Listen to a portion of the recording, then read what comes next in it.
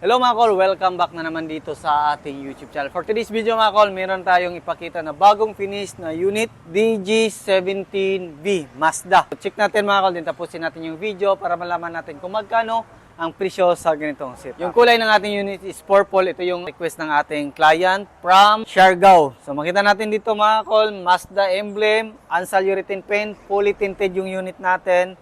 Din dito, kinulayan natin ng color, black para mas maganda tingnan. Yung kanyang headlight mga kol is original stock, H4 halogen signal light, din yung ating park light. Dito naman mga kol, makita natin yung ating side mirror is auto fold and retractable. Then dito, naka 13 inches na brand new mags and brand new tire.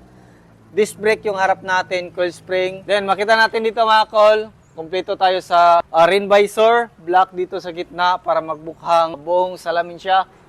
High roof yung ating unit. Manual sliding, wala siyang power slide, basta mga DG17V na variant. Dito naman, coil spring yung likuran natin, brake drum. Yan, napaganda ng kanyang mag wheels. Risk Engineering, makita natin. Yan, Japan design. Makita din natin dito, yan, stock. Walang masyadong additional. Third light, kompleto. And itong backlash natin is original. So ito yung mga backlash ng mga DG17V. Makita natin wiper sa likuran kompleto, Mazda emblem. And ito yung signal light or tail light ng ating DG17V. Makita din natin dito yung ating plate holder. Nilagyan natin para hindi mabin yung plaka natin. Meron tayong reverse camera. Dito sa likuran, makita natin. So klaro ba sa camera natin? Naka-deep dish mat. So yan, napakaganda, napakalinis tingnan basta naka-deep dish mat yung ating sasakyan. Yung ceiling natin is black felt yung nilagay natin. Captain seat yung ating sasakyan. Makita natin dito. Meron siyang headrest, armrest with then foldable yung armrest natin. Yan. So ito yung design na napili ng ating client. Black and gray. Ito, manual sliding. Then power window yung ating sliding mga kol. So meron tayong mga extra lagayan dito. Then yung kagandahan sa mga ganito unit mga kol is foldable. Yan, pakita natin. Yan.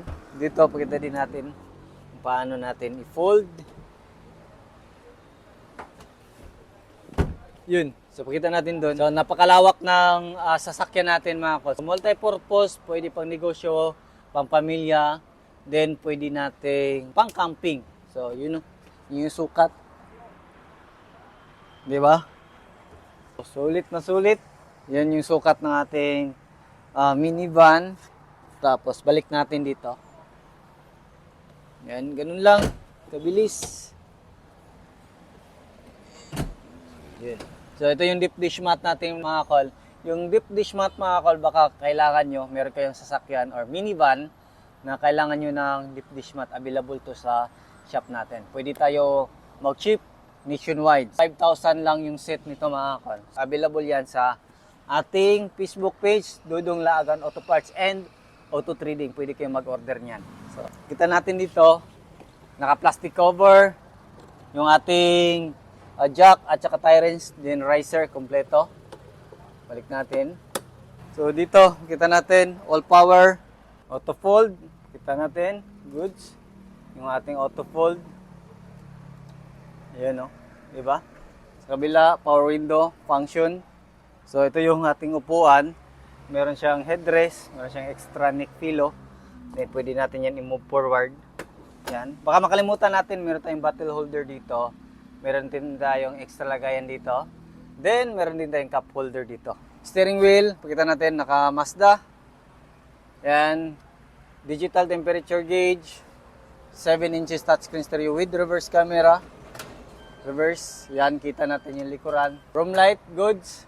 Then, meron tayong extra lagayan dito sa itaas. So, handbrake. Then, naka-deep dish mat din dito. Yan, makita natin. Deep dish matting natin.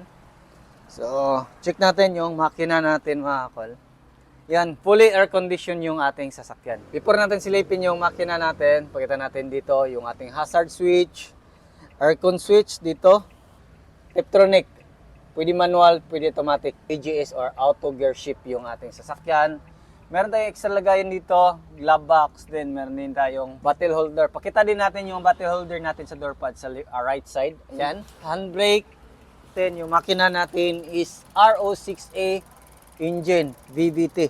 So, ito VVT, ito yung ating injector, isa, dalawa, tatlo. VVT solenoid natin.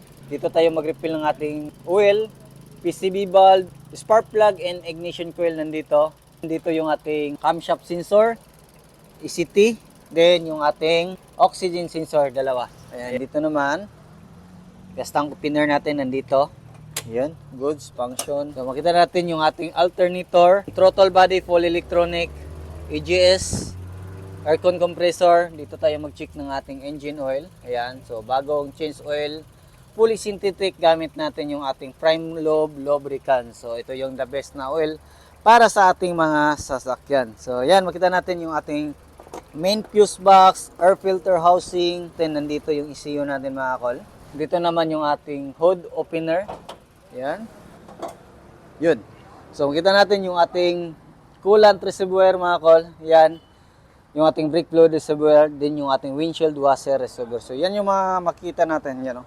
'Di ba? Napakalinis. Yung conversion natin is secondary gearbox or yung tinatawag namin dito na baki-baki. Fully tinted, DJ17V, captain seat, 13 inches, brand new max and brand new tire, captain seat, fully air conditioned, naka deep dish mat. So yung presyo ng ating unit mga kol, umabot siya ng 338,000. All in na po yan mga kol. Complete LTO registered, direct na sa ating buyer. Bagong pintura, anti-urethane paint yung gamit natin, fully tinted with deep dish mat na kasama. So yan yung setup natin. So kung gusto nyo ng ganitong setup, made to order pa rin tayo. Medyo matagal lang yung assemble natin. Visit lang kayo sa ating shop sa Procto A, Barangay Santo Niño, Carmen, Davao del Norte. Pwede rin kayong mag-PM sa ating Facebook page na Dudong Laagan Auto Parts and Auto Trading or sa ating main page, Dudong Laagan Surplus TV. Meron din tayong personal Facebook account na Danilo Lasaca Jr. na merong 76,000 followers sa ngayon.